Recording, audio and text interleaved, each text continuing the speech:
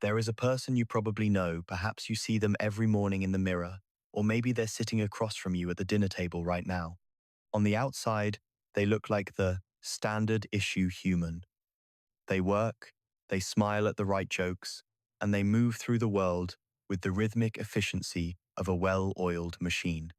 But if you look closer into the abyssal quiet of their eyes, you'll notice something haunting. They are the muted piano. The keys are being struck by life, the hammers are moving, but the sound coming out is flat, dull, and hollow. This individual is currently navigating a Tuesday afternoon, staring at a plate of food that should be a symphony of flavor, yet to them, it tastes like processed paper.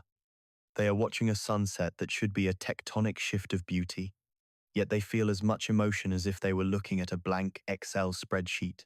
You might think they are cold, or perhaps they've simply lost their spark. But here at the Behavioral Psychology Lab, we don't look at the glazed witness as a failure. We see them as the overloaded circuit. Their numbness isn't a disease, it is a biological manifesto of survival. This person has reached the saturation point of the soul. Their internal safety breaker has tripped because the world outside has become a power surge that never ends. Today, we aren't just observing them, we are performing a forensic deep dive into the beige fog that has swallowed their spirit. We are going to decode why the saturated one feels absolutely nothing in a world that offers absolutely everything. What if their void is actually the only thing keeping their gasping engine of destiny from exploding? Watch how the desensitized soul interacts with the modern marketplace of utility. They sit down to play a video game that cost millions to develop a literal digital galaxy designed for ore and dollar. Within 10 minutes, they feel a crushing sense of mechanical boredom. To them, it's not an adventure. It's a dopaminergic chore list. They scroll through the infinite feed of social media, seeing the world's greatest tragedies stacked right next to the world's funniest pranks, and their heart rate doesn't change by a single beat. They are the full vessel. Imagine a sponge that has been submerged in a bucket of water for so long that it can no longer pick up a single spill on the counter. It isn't that the sponge is broken, it is simply at capacity. We see this reflected in the clinical archives of our community. Take Beach Dude 1-1, a textbook case of the hollow sovereign. He has the American dream hardware, the house, the stable job, the loving partner. But he describes his internal life as watching a movie with the sound turned off. He sees the actors screaming and laughing, but he can't hear the music. He feels like the ghost in the living room. This individual isn't suffering from a lack of stimuli. They are suffering from the diktat of satiety. They have been paying a biological attention tax for a decade, and the Internal Revenue Service of the psyche has finally seized their emotional assets to prevent a total system collapse. The silent fortress of their mind hasn't been conquered by 2000. Sadness. It has simply gone into low-power mode to wait out the Category 5 hurricane of information that is the 21st century. To understand the geopolitics of the grey fog, we must crawl into the subconscious engine room of the armored spirit and apply the 5 lenses of the companion. First, we look through the lens of the basement lock. In the past, this person experienced emotional overexposure, a betrayal that felt like neural lightning, or a loss that left a tectonic crater in their chest. Their subconscious, acting as the internal risk manager, decided that depth is synonymous with danger. To prevent another system meltdown, it locked the sub-basement of feeling. Now, they live on the ground floor of indifference, where the temperature never changes. Second, consider the lens of the calloused soul. If you spend all day swinging a sledgehammer of stimuli, your palms develop a vet chai, a leathery neural armor.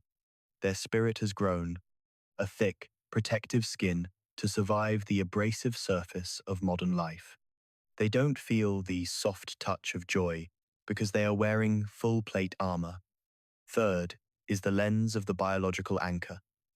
The brain's prime directive is not happiness that's a luxury for the peaceful. Its goal is homeostasis, the stillness of the machine.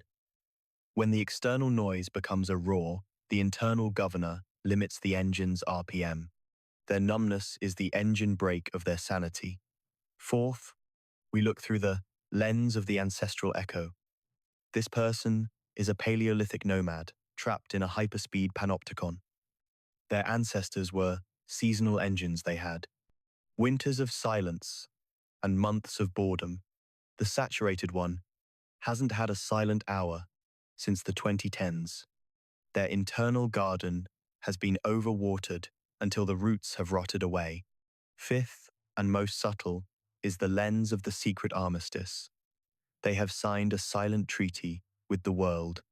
I will stop asking for meaning if you stop giving me pain.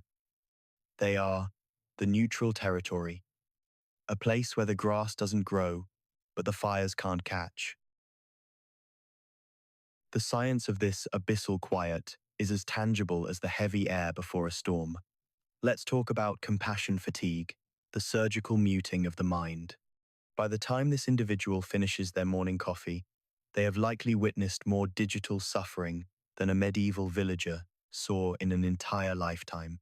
Their mirror neurons, the empathy antennas of the brain, are vibrating so hard they are beginning to fray like old copper wire.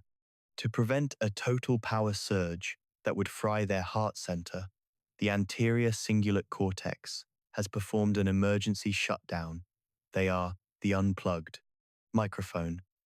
Then there is hedonic adaptation, the biological treadmill. We have industrialized the miraculous until it is as common as road salt. When the saturated one can watch a supernova while sitting on a city bus, the currency of R becomes hyperinflated. Their brain is the rich miser who owns 1,000 diamonds and finds no joy in any of them because the price of wonder has hit zero. Consider their cognitive load. They are a gasping engine trying to pull a freight train of content that disappears into the horizon. Their prefrontal cortex is the overwhelmed secretary who has simply stopped opening the mail. She is just throwing the bids for connection into the abyss of the unprocessed. The dorsal vagal shutdown is the final verdict of the body. This person isn't cold or cruel. They are in a biological freeze. They are the hibernating heart in a world that has forgotten how to be winter. How much raw light can a single human eye take before it simply stops rendering the world in color? You are seeing the answer in the monochrome silence of their daily walk. But there is a predator in the grass that we must expose the way the abyssal silence of this person is being mined like coal by the architects of chaos.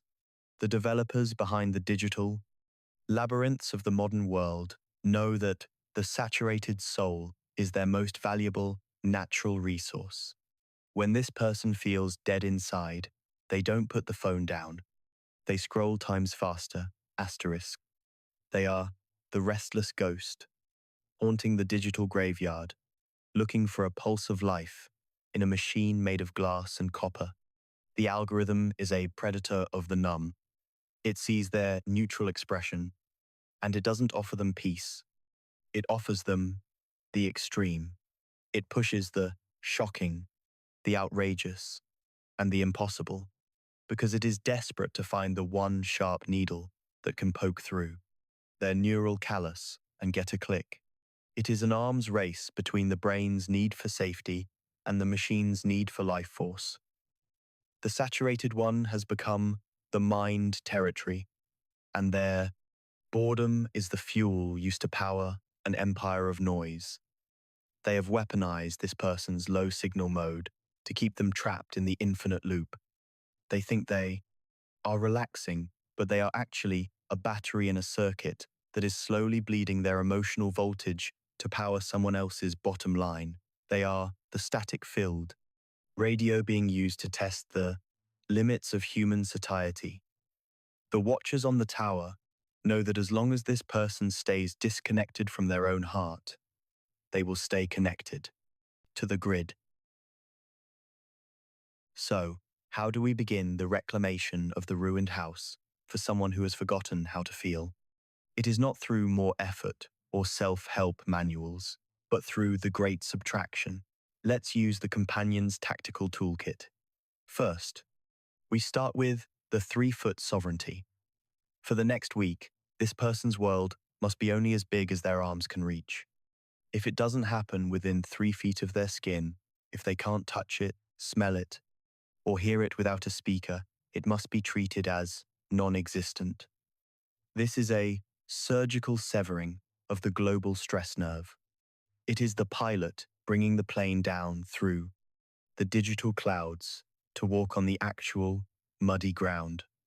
Second, we practice sensory starvation. The dopamine receptors are exhausted border guards.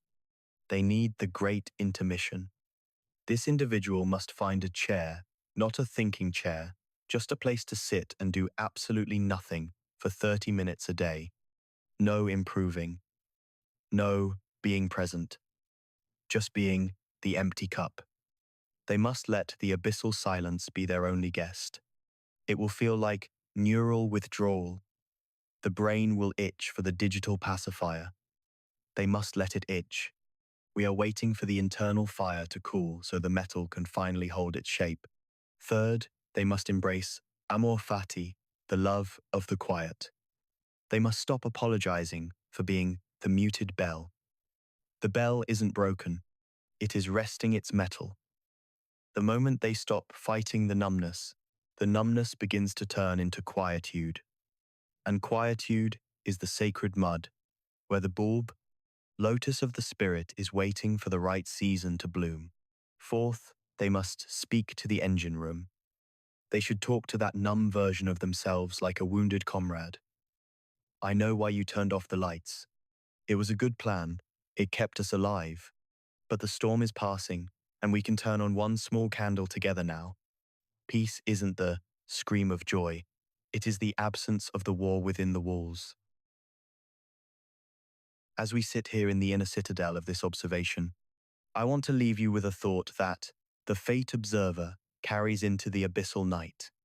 If that person you've been watching, the one with the stone-cold heart and the monochrome spirit, were to walk into a room of absolute silence, where no one expected them to be productive, no one needed them to be happy, and no one was mining their attention, would they still feel broken?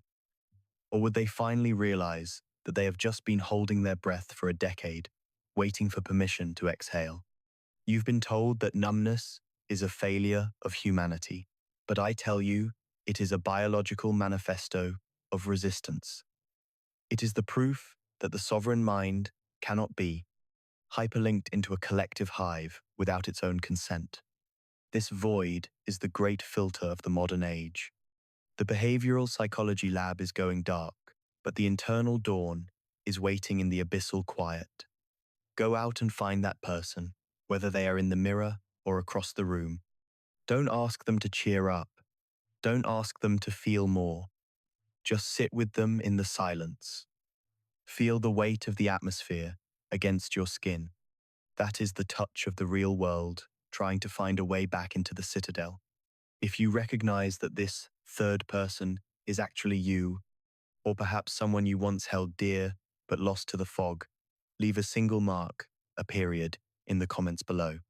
It is our silent vow that we will no longer be resources to be mined by algorithms that do not value the warmth of our hearts.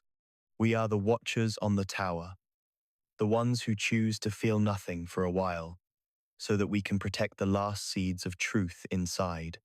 If tomorrow the whole world went quiet, would you have the survivor's strength to bear the sound of your own soul? Only the sovereign spirit knows the answer. Class dismissed.